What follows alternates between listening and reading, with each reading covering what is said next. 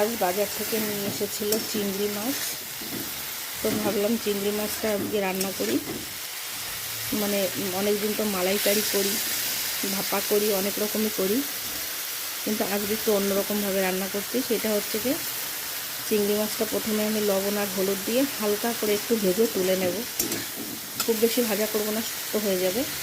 আর এই দেখো এখানে বাটা করেছি সর্ষে, পোস্ত, চাল মগজ, কাজু বাদাম আর কাঁচা লঙ্কা একসঙ্গে বেটে নিয়েছি, আর একটা পাকা লঙ্কা চিড়ে নিয়েছি। এইটা দিয়ে আজকে চিংড়ি মাছটা রান্না করব। এই রান্নাটা কিন্তু খেতে ভীষণ টেস্ট হয়।